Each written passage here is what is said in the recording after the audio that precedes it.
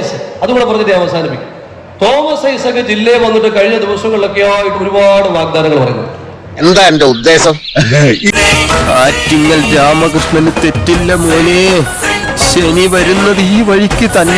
ഇപ്പൊ കഴിഞ്ഞ ആഴ്ച ഞാൻ 2 ദിവസം സിംഗപ്പൂരിലാണ്. അപ്പൊ നിങ്ങൾ വിചാരിക്കാൻ സിംഗപ്പൂരിൽ പോയെന്നില്ല.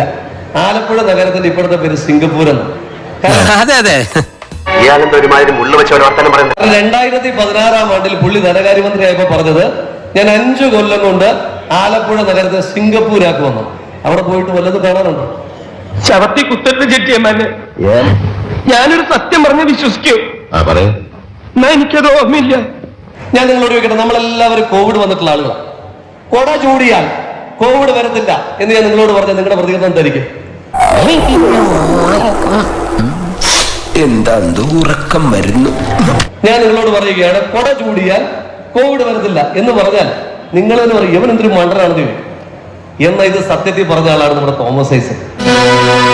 എന്റെ ഈ അന്നസത്യം ഞാനങ്ങനെ ചെയ്തിട്ടില്ല. വെറുതെ കഴിഞ്ഞ ആഴ്ച നടന്ന കാര്യങ്ങൾ പറഞ്ഞ് എന്നെ നാട്ടിക്കരുത്. തോമസ് ഐസക് ഇപ്പൊ പത്തനംതിട്ട വന്നിട്ട് ആളുകളോട് ഒരുപാട് വാഗ്ദാനങ്ങൾ. 87 രൂപയ്ക്ക് കോഴിയിറച്ചി 1 കിലോയ്ക്ക് കൊടുക്കുമെന്ന് പറഞ്ഞിട്ട് നടക്കാൻ പറ്റാത്ത ആളാണ് ഇപ്പൊ നാട്ടിലുള്ള ആളുകളോട് ഒരുപാട് മോഹനസുന്ദര വാഗ്ദാനങ്ങൾ പറയുന്നത്.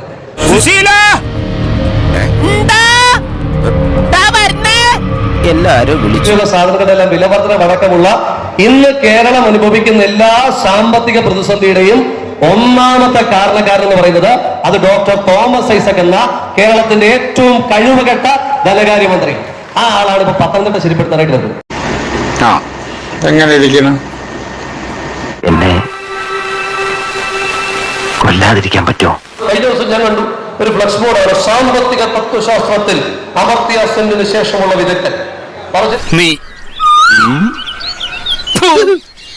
സാമ്പത്തിക തത്വശാസ്ത്രത്തിൽ അതല്ല, പുള്ളി കയറുവിരി എന്ന് വിളിക്കുന്നത് വെറുതെ അല്ല, കയറിനകത്താണ് പുള്ളി ഡോക്ടറേറ്റ് എടുത്തിരിക്കുന്നത്. ഇനി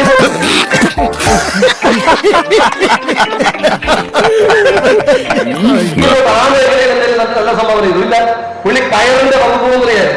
ആ വകുപ്പ് മന്ത്രിയായിരിക്കുന്ന കാലത്താണ് കേരളത്തിൽ കയർ ഫണ്ട് ഏറ്റവും അധികം സാമ്പത്തിക നഷ്ടത്തിലേക്ക് പോയത്. പുള്ളി കയർ വകുപ്പിന്റെ മന്ത്രിയായിട്ടിരിക്കുമ്പോൾ. അങ്ങനെ മഴയൊക്കെ ഉണ്ടോ? ഞാൻ ചെന്നതിന് ശേഷം പെയ്തിട്ടേ ഇല്ല. Very good. കുരിപ്പ പോലും മുളക്കില്ലെന്ന് അറിയാം, എങ്കിലും വെറുതെ വിശേഷം ചോദിച്ചതേ ഉള്ളൂ. ഇതുപോലെയുള്ള മണ്ടത്തരങ്ങൾ മാത്രം പറഞ്ഞിട്ടുള്ള ആളാണ് തോമസ് ഐസക്. ഈ തോമസ് ഐസകിൻ്റെതായി നാടിന് ആകെയുള്ള സംഭാവന പല നിറങ്ങളിലുള്ള ജുബ്ബ് കൊണ്ടുവന്നു എന്നല്ലാതെ ഈ നാടിന് കാൽ കാശിന്റെ ഉപകാരം ഇന്നത്തെ ദിവസം വരെ ഉണ്ടാകാത്ത ഒരാളാണ് ഇവിടെ മത്സരിക്കാൻ വന്നത്. വലിയ ചേട്ടാ, അപമാനിച്ചേ ഞാൻ പോയിക്കോട്ടെ.